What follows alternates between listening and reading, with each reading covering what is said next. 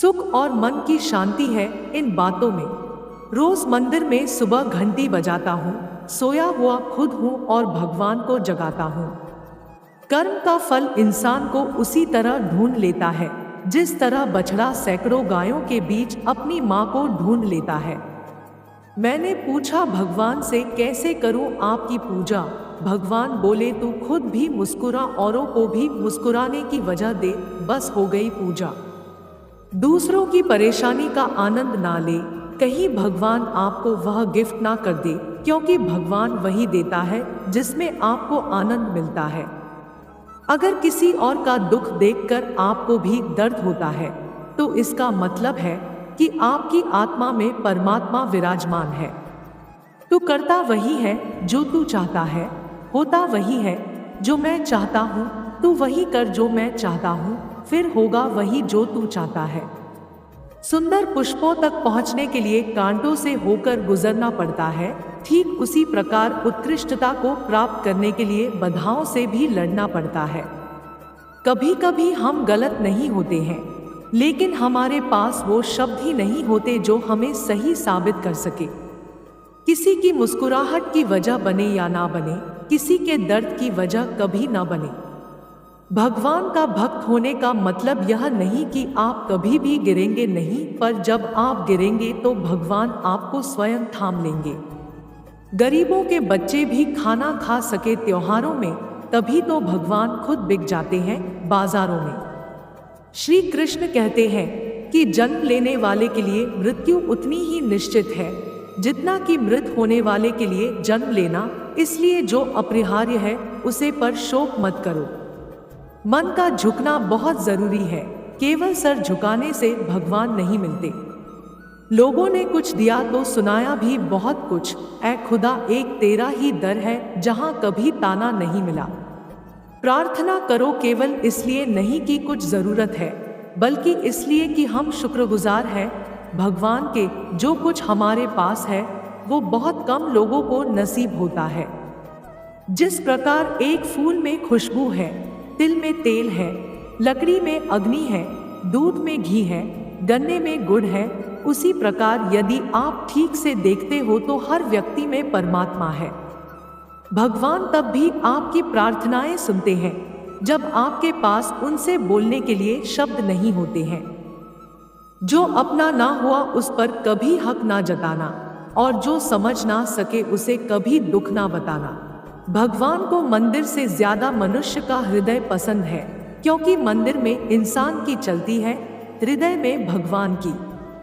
जो भगवान की पूजा करते हैं भगवान उनके दिल में रहते हैं, लेकिन जो भगवान से प्रेम करते हैं भगवान उनको अपने दिल में रखते हैं।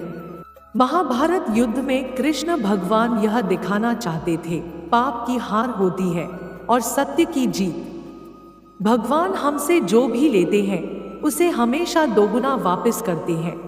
बचपन में जब मंदिरों में भीड़ की वजह से भगवान के दर्शन नहीं हो पाते थे, तब पिताजी कंधे पर उठाकर दर्शन करवाते थे। तब इतना नहीं पता था कि जो कंधे पर उठाए हैं वही तो भगवान है।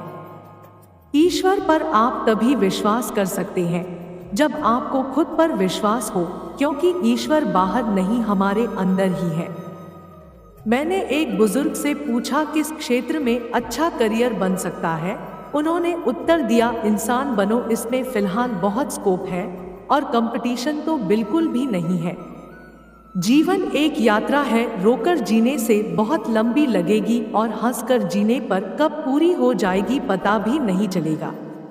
कांटों पर चलकर फूल खिलते हैं, विश्वास पर चलकर भगवान मिलते हैं। एक बात सदा याद रखना दोस्त, सुख में सब मिलते हैं लेकिन दुख में सिर्फ भगवान मिलते हैं। भगवान से वरदान मांगा कि दुश्मनों से पीछा छुड़वा दो, अचानक दोस्त कम हो गए। भगवान कहते हैं, तलाश न कर मुझे जमीनों आसमान की गर्दिशों में, अगर तेरे दिल में नहीं हूं तो कहीं नहीं हूं मैं। कोई दिल दुखाए तो शांत रहें, क्योंकि उन्हें हम जवाब नहीं देते, उन्हें भगवान जवाब देते हैं। दूर रहकर भी जो अपना फर्ज निभाते हैं वही रिश्ते सच में अपने कहलाते हैं। जो बुरे वक्त में सबका सहारा बनते हैं उन्हें कभी उनके बुरे वक्त में कोई सहारा नहीं मिलता, यह बात कड़वी है लेकिन सच है। अगर कोई याद नहीं करे तो आप कर लीजिए, रिश्ते निभाते वक्त मुकाबला नहीं किया जाता। इस जगत में आपका इंसान के रूप होना ही आपके लिए सबसे बड़ी खुशी की बात है। भगवान की अदालत में वकालत नहीं होती और यदि सजा हो जाए तो सच्चे सद्गुरु के बिना जमानत नहीं होती। कोई भी पुरुष अपने कर्मों से महान बनता है, अपने जन्म से नहीं। कहने वालों का कुछ नहीं जाता, सहने वाले कमाल करते हैं। कौन ढूंढे जवाब दर्दों के, लोग तो बस सवाल करते हैं। दुख और विपदा जीवन के दो ऐसे मेहमान हैं जो बिना निमंत्रण के ही आते हैं। किसी भी चीज को तब तक प्यार या नफरत नहीं किया जा सकता जब तक कि उसे पहले समझ न लिया जाए।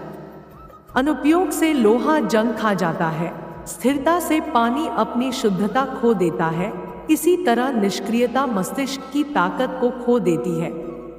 जिस तरह एक अच्छी तरह से बिताया गया दिन सुखद नींद लाता है, उसी तरह अच्छी तरह से इस्तेमाल किया गया जीवन सुखद मौत लाता है।